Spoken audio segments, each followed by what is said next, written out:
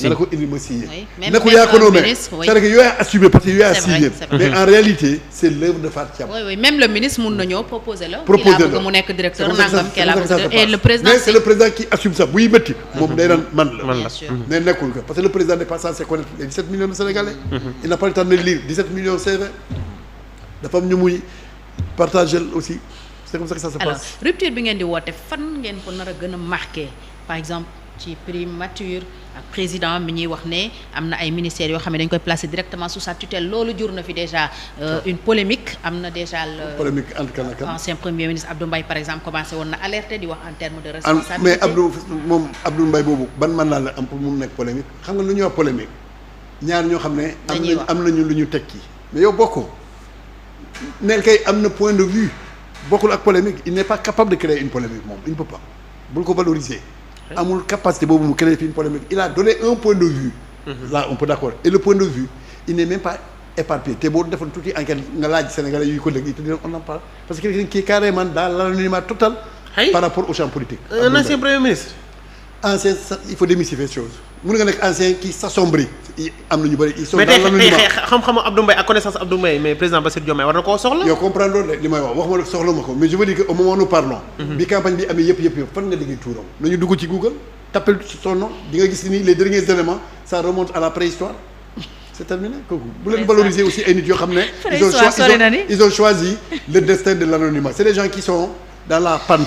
donc c'est pas à vous de les. dañuy wàcc. voilà c'est ça le problème. kon yéen est-ce que ñàkk joxe dañu ko def sax ñàkk bàyyi xel trop ci kàddu yu mel noonu. moo leen mën a indi tey indi na fi polémique entre Ousmane et nangam. c'est-à-dire que c'est des gens qui pour exister. ils parlent de Diomaye Sonko c'est-à-dire boo waxee Diomaye Sonko comme ñoom Diomaye Sonko ñoo nekk en vedette léegi yow soo bëggee pour ñu fàtte la foofu ngay attaquer pour nga mën a am. titre ci journaux soo ko defee kenn la titré.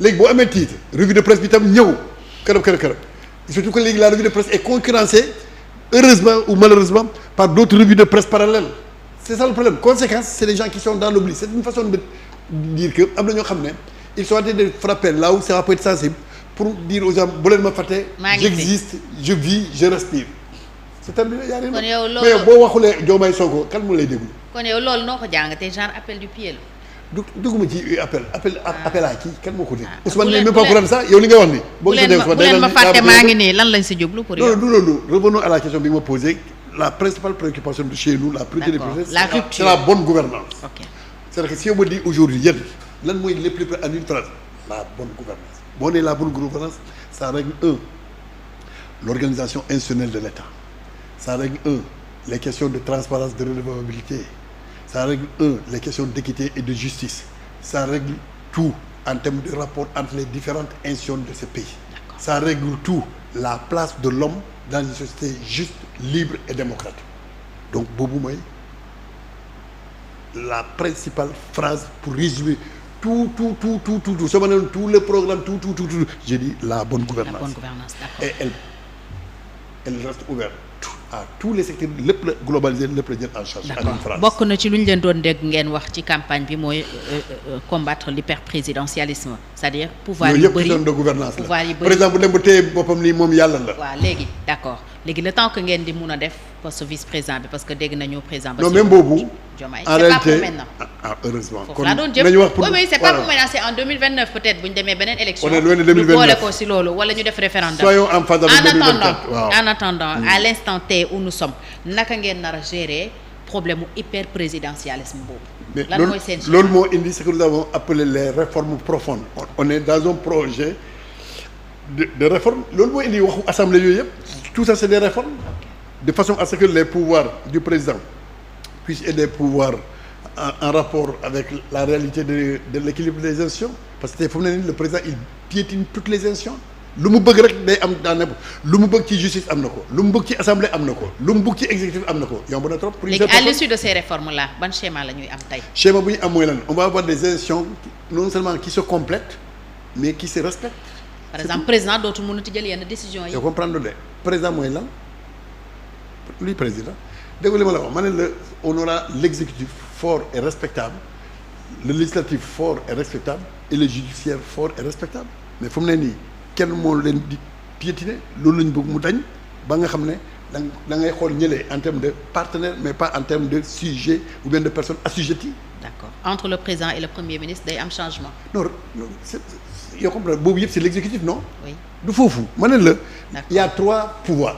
tu as l'exécutif. donc foofu ngeen di jouer actuellement équilibre. boo seetee au Sénégal exécutif moo yore lépp xam nga tey ñun exécutif rek la ñu yor. yaa combien d'élections ay au conseil des collectivités est-ce que ñun ñoo ko moom conseil économique social est-ce que ñun ñoo ko moom assemblée est-ce que ñun ñoo ko moom et pourtant le seul pouvoir bu ñu am ci exécutif écrasé nañoo ñëpp pour te montrer doole. la puissance du pouvoir exécutif benn pouvoir boo jëlee rek boo ko jëlee rek tous les autres pouvoirs pensent être déjà soumis à ce pouvoir gëmuñu seen bopp pour def même de la résistance. tribunaux yi la justice ñoom ñëpp ils acceptent d'être aliénés par ce pouvoir ci laa ne la grande réforme c'est quoi? C'est de faire en sorte que un pouvoir exécutif pondéré am. un pouvoir judiciaire et législatif pondéré am. am les 3 pouvoirs ñu respecté ku nekk déroulé dans le respect mutuel en complémentarité mais vous allez avoir un Sénégal équilibré et juste. mais est-ce que ragaloo leen après mbëbët yi yëpp ngeen am réalité nguur dab leen ci proposition parce que lii itam président Macky Sall diggoon na ko nit ñi quand même. ne ma ne li nga fi wax nii d'une part président Macky Sall diggoon na ko nit ñi ñu réformer waat justice séparation des pouvoirs législatif bi am doole judiciaire bi mën a moom boppam ba liggéey bi nga xamante ne moom la war a def dina ko def mais réalité nguur da koo dab parce que tey comme on dit le pouvoir rend fou tey di nga am ndogal loo xamante ne tey soo ko jëlee un simple juge nar koo dindi peut-être c'était comme si que tu vas te sentir si petit que ne. tu suis la branche sur laquelle tu es assis. Voilà, tu suis la branche sur laquelle tu es assis. Nous sommes différents de Macky Sall. Ça c'est vrai. Il y a un mot da nga ne est-ce que du ngeen ragal Macky Sall mooy ragal ñun bu dee dañuy ragal on n'allait pas accéder au pouvoir ñàkk ragal moo tax ñun tey ñu nekk au pouvoir donc le mot ragal ne fait pas partie de notre vocable man mi di wax ak yow boo duggee dans les kii la bu ñu la traduire sama sant c'est-à-dire que c'est tout.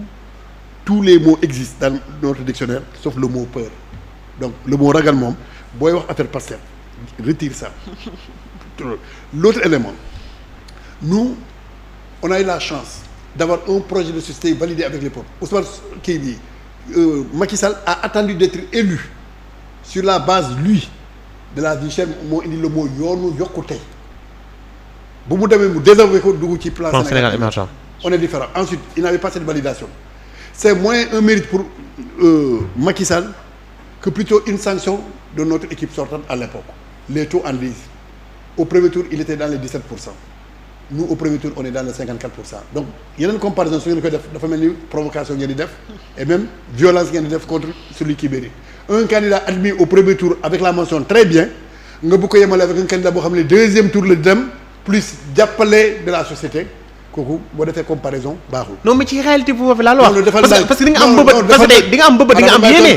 du man may tontu ma ne la meilleure offense boobu na def aux gens mooy de nous comparer avec Macky Sall. Macky Sall il ne jouit d'aucun charisme il ne jouit d'aucune crédibilité le peuple souverain jox ko le pouvoir au premier tour lu ñu ko jox matul sax la moyenne nous dès le premier tour en fait c'est bon. Taux de participation boobu père boobu pourquoi mu faible parce que dañu dem ba ñu weddi politiciens ba ñu ne ñoom ñëpp a yem jarul ma sonal sa bopp on était avec des taux qui tournaient à peine à 22% de participation ñun c'est avec 61%. mais en 2019 diaspora déglu ma 2019 Macky 66% moo ko fal. 66% non wax ma lu ko fal ma ne le taux de participation. participation 66% la woon en 2019 monsieur Sané. tu n'as pas compris.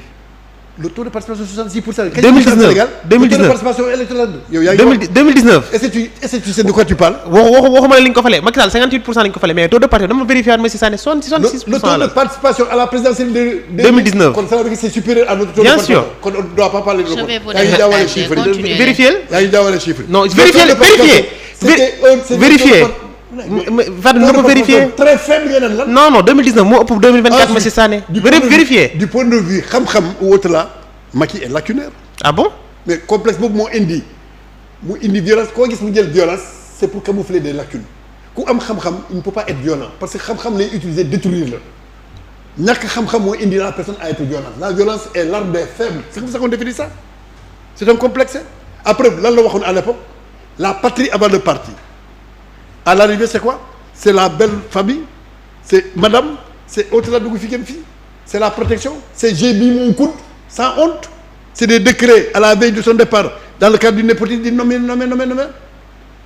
xalaat nga donc ku mel noonu nga bëgg ko comparer avec des gens yoo xam ne le taux de participation était bien de 66,27%. En 2019. Ouais, c'est en 2019. Non yow comprendre 2019 man la dafa convoqué Karim à l'Assemblée ci la amee tuuti coefficient ba di dugg ay 17% au premier tour 17% c'est-à-dire que des nañu la wóolu deuxième tour avec le jeu mécanique des coalitions mu dugg donc nekkul moom la ñu fal mais ñun la gars yi doon sanctionné parce que on venait de faire de grosses réalisations en infrastructure yow sax da ngay toog nga ne mais ñun lan la ñu war a def pour tomber mais il se trouve que au plan politique on nous soupçonnait de vouloir faire une transmission patrimoniale du pouvoir monarchique du pouvoir. Et les gens ont joué sur ça pour dire que Sénégal xamul loolu donc du fi am sinon on va avoir des rois et des royaumes. Effectivement. loolu moo ñëw daanaka mais c'est pas un mérite de Macky Sall parce que Macky Sall c'est pas un concepteur. D'accord. C'est un homme d'action c'est-à-dire que moom day am ku réfléchir ba pare léegi moom phase exécution là il est efficace. D'accord. Mais en termes de conception. d'élaboration et de mise en cohérence il n'est pas calé pour ça. C'est ça c'est toute la différence avec les autres ñoom Sonko dafa am don bu ñu am. dafa am don bu ñu am. c'est des grands concepteurs c'est des innovateurs c'est des hommes audacieux et ils ont beaucoup d'ambition pour leur pays. loolu Macky amu ko woon. fan la koy amee anamu du mu ngi Maroc ak France jeex na. mais léegi ndax ragaloo leen li ngeen conception bi ngeen. bay lu moo ragal soo dee ragal. na ne nañu mu su ñu nekkoon kuy ñuy ragal du ñu nekk au pouvoir parce que kuy ragal. mais ak Pastef fu mu def y avait des moments de persécution ici ku ragal dëgg-dëgg la. mais Pastef bàyyoon na. mais monsieur Sané bàyyi ma àggali sax au moins. non soo bëggee ngeen jubóo bàyyi ma ragal retire le mot ragal. d'accord mais man li ma bëgg poser mais ragal laa mën a utiliser. non yaa ngi koy wax. mais parce que ragal dafa ni da nga ñu bëgg a toll. dafa am préjudice boo xamante ne mën na ci ñëwaat après parce que quand vous faites. ça peut être contre vous maanaam mën ngeen am mbëbët def ay mesures yoo xamante ne c'est exceptionnel population bi nañ ko nangu dinañ ko xam nañ ne lu baax na mais ci ginnaaw ga la leen cay fekk nañ nekk réalité boo xamante ne doo leen ci jëlee leen neex. ñun ñan.